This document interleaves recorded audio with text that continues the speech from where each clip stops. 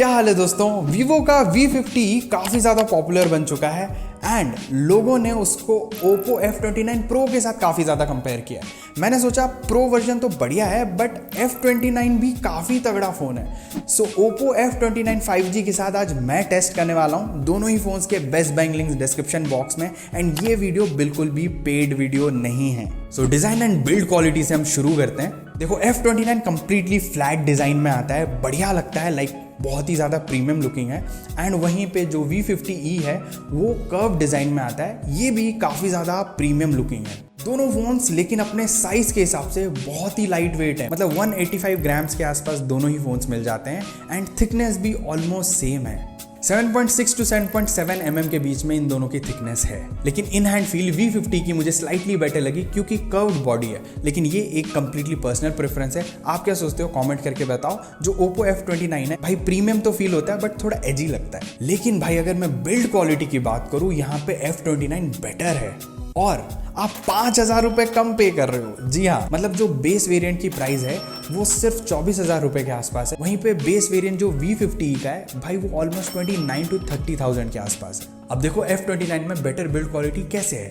Phone का जो frame है वो एल्यूमिनियम का बना हुआ है एंड जो डिस्प्ले है उसकी प्रोटेक्शन मिलती है Corning Gorilla Glass 7i की, जो ज़्यादा प्रीमियम प्रोटेक्शन है compare to diamond shield protection जो आपको वीवो के V50 में मिलती है। और V50 में भाई फ्रेमिंग प्लास्टिक की है।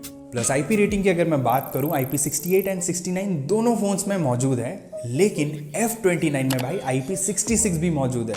अब IP66 खास क्या है, वाटर जेट्स के अगेंस्ट आपके फ़ोन को प्रोटेक्टेड रखेगा। एंड अगर मान लो आप एक ऐसे इंसान हो जो पानी वगैरह में बहुत ज़्यादा जाते हैं, कीचड़ में बहुत ज़्यादा जाते हैं, तो भाई ये जो Oppo का F29 है वो ज़्यादा बेटर प्रोटेक्शन निकाल के देता है। एंड हम सबको मालूम है प्रोटेक्शन इंपॉर्टेंट है।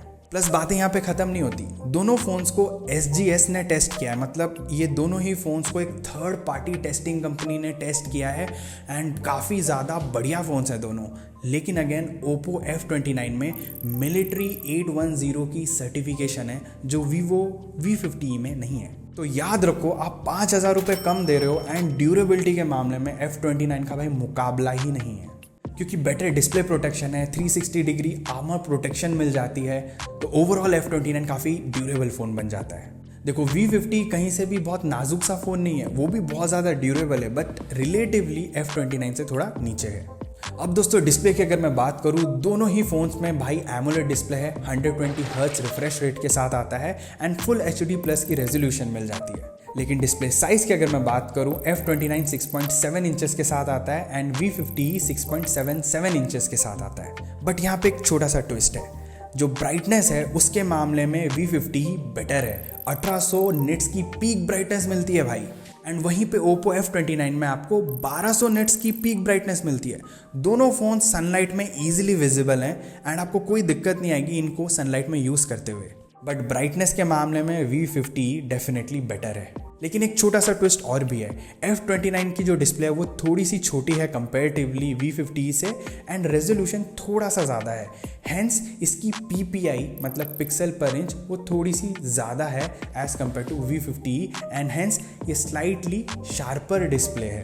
तो आपकी प्रेफरेंस क्या रहेगी, स्लाइटली ब्राइटर डिस्प्ले या स्लाइटली शार्पर डिस्प्ले? वैसे दोनों ही फ़ोन्स को आप यूज़ करोगे ना एकदम मक्खन एक्सपीरियंस है। दोनों की जो कलर एक्यूरेसी है वो भी बहुत बढ़िया है एंड सेम है, आपको डिफरेंस फील नहीं होगा। दोनों ही डिस्प्ले मैं बोलूँगा चुम्मेश्वरी है। अब नेटवर्क एंड कनेक्टिविटी की बात करते हैं, क्योंकि भाई देखो कॉल ड्रॉप्स आजकल बहुत फ्रीक्वेंट हो चुके हैं। लेकिन अगर आपके पास F29 आ गया ना तो ये इतना फ्रीक्वेंट नहीं रहने वाला है, क्योंकि इसमें हंटर एंटीना वाली आर्किटेक्चर मिल जाती है। अब ये है क्या, मैं समझाता हूँ। सपोज़ आप एक ऐसे जगह पे हो जहाँ पे सिग्नल पुअर है बट एक दो सिग्नल थोड़े स्ट्रॉन्ग आ रहे हैं, तो ये उन सिग्नल को और बूस्ट कर देता है। एंड ये हेल्प कहाँ करेगा मैं बताता हूँ। सपोज़ आप बेसमेंट में हो, पार्किंग में, जनरली फ़ोन्स में आप हेलो हेलो करते रह जाते हो। Oppo F29 में ये दिक्कत नहीं आएगी। आप मान लो कॉन्सर्ट में हो जहाँ बहुत भीड़ है एंड आपने नोटिस किया होगा ऐसी जगहों में इंटरनेट स्लो चलने लगता है, अगेन कॉलिंग में डिफ़िकल्टी आती है। इस फ़ोन में ये दिक्कत नहीं आएगी। और मान लो आप लिफ्ट में हो एंड वहाँ पे भी सिग्नल नॉर्मल फ़ोन्स में पुअर है बट इस फ़ोन में आपको अच्छी खासी सिग्नल मिलेगी। इसका रीज़न है इसकी जो एल्यूमिनियम की फ्रेम है उसमें ऑलमोस्ट 80% से ज़्यादा एंटीना ही है, नॉर्मली फ़ोन्स में एंटीना बैंड्स होते हैं छोटे छोटे, बट इसमें ऐसा नहीं है। इसमें 80% से ज़्यादा जो फ्रेम है वही एंटीना है। तो देखो भाई, इस कनेक्टिविटी एंड नेटवर्क के मामले में भी Oppo F29 स्लाइटली बेटर है। अब दोस्तों बैटरी बैकअप की अगर मैं बात करूँ तो यहाँ पे F29 में आपको 6500 मिली एम्पायर की बैटरी मिल जाती है। V50 में आपको 5600 मिली एम्पायर की बैटरी मिलती है। दोनों की बैटरी बैकअप भाई लाजवाब है, but relatively Oppo F29 better है। मतलब भाई 2 दिन ईजिली ये फ़ोन चल जाता है, वहीं पे 1.5 दिन के आसपास V50e भी चल जाता है। अगर मैं चार्जिंग स्पीड की बात करूँ, V50e में भाई आपको 90 वॉट की फास्ट चार्जिंग मिल जाती है एंड 45 मिनट्स के अंदर ये फ़ोन कंप्लीटली चार्ज हो जाता है। F29 वहीं पे 60 मिनट्स के आसपास में फुल चार्ज हो जाता है। तो भाई स्पीड ज़्यादा है V50e में, बट बैटरी कैपेसिटी ज़्यादा है F29 में। और एक और चीज़, बैटरी बैकअप एक अलग सीन है, बैटरी की हेल्थ एक अलग सीन है। एंड F29 में बेटर बैटरी हेल्थ भी मिलती है, क्योंकि भाई 5 साल तक आपको बैटरी रिप्लेस करने की ज़रूरत नहीं पड़ेगी। तो ओवरऑल बैटरी के डिपार्टमेंट में हर चीज़ को कंसिडर करते हुए F29 अगेन थोड़ा सा बेटर है। अब दोस्तों CPU के बारे में बात कर लेते हैं। दोनों ही फोन्स में ऑक्टा कोर CPU है। जो V50e है वो Dimensity 7300 चिपसेट के साथ आता है एंड वहीं पे F29 आता है Snapdragon 6 Gen 1 के साथ। और अगर उनके Antutu स्कोर्स बताऊं, F29 का Antutu स्कोर है 5,84,636 एंड V50e का Antutu स्कोर है 6,82,313। एक चीज़ बहुत अच्छी लगी मेरे को इन दोनों ही फ़ोन्स में, दैट इज़ 40 डिग्री से ऊपर टेम्परेचर नहीं गया। थर्मल्स एकदम कमाल के हैं। बट क्या ये जो ऑलमोस्ट 1 लाख का Antutu स्कोर डिफरेंस है, ये रियल लाइफ टेस्टिंग में फ़र्क लेकर आता है? तो भाई मैंने इसको चेक करने के लिए गेमिंग की।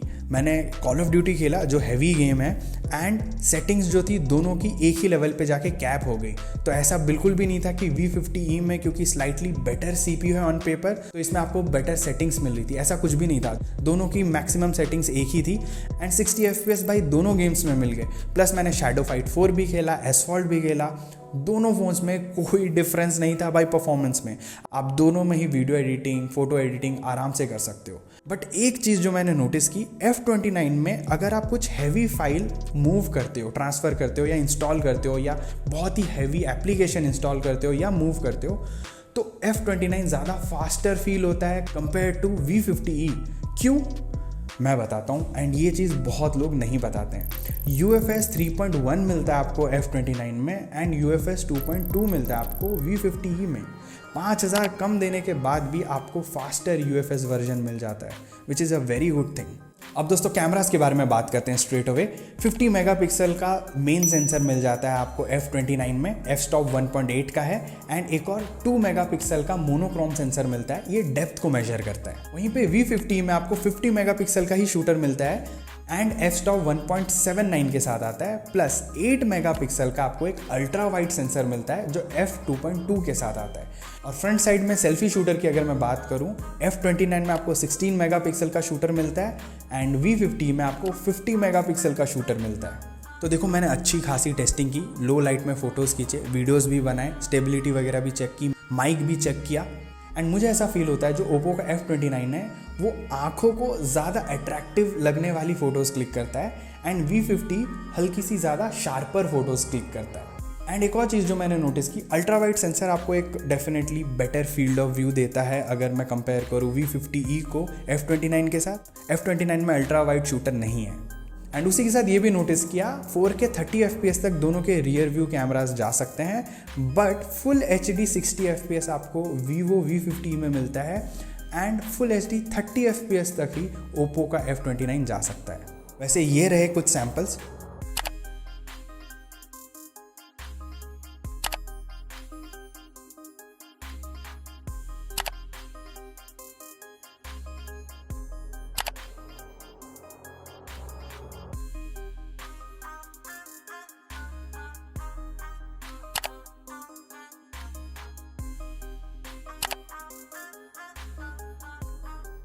सो गाइस अभी ये जो फुटेज है मैं शूट कर रहा हूँ वीवो के V50e से एंड इसमें स्टेबलाइजेशन अभी ऑन नहीं है और आप देख सकते हो कि जो फुटेज है वो कितनी शेकी है या नहीं है।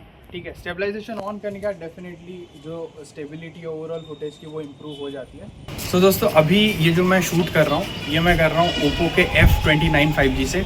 मुझे अभी शूटिंग के दौरान एक चीज़ रियलाइज़ हुई है कि इस वाले फ़ोन में रियर कैमरा में कोई ऐसा स्पेसिफिक स्टेबलाइजेशन मोड नहीं दिया गया है, बट ये इन जनरली काफ़ी स्टेबलाइज्ड फुटेज निकालता है एज़ कम्पेयर टू वीवो का V50, जिसके लिए अलग से स्टेबलाइजेशन मोड ऑन करना पड़ता है।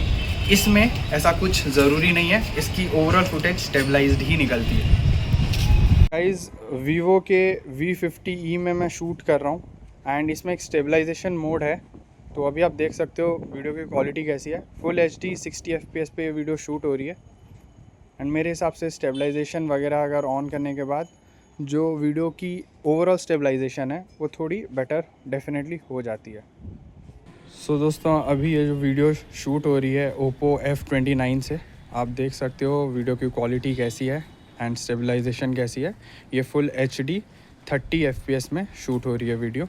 इसमें फुल HD 60 FPS का ऑप्शन है नहीं, इसमें 4K एंड फुल HD दोनों 30 FPS में ही शूट हो सकती है।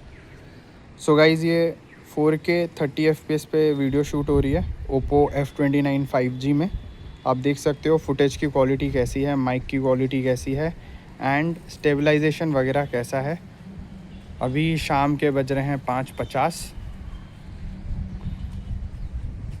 तो बहुत ज़्यादा धूप नहीं है, ना ही बहुत कम रोशनी है, ठीक ठाक रोशनी है। उस बीच आप देख सकते हो वीडियो की क्वालिटी कैसी आ रही है। सो दोस्तों ये अभी फुटेज 4K 30 FPS पे शूट हो रही है एंड ये फ़ोन है वीवो का V50e। आप देख सकते हो माइक की क्वालिटी कैसी है एंड स्टेबलाइजेशन वगैरह कैसा है, फुटेज की क्वालिटी कैसी है।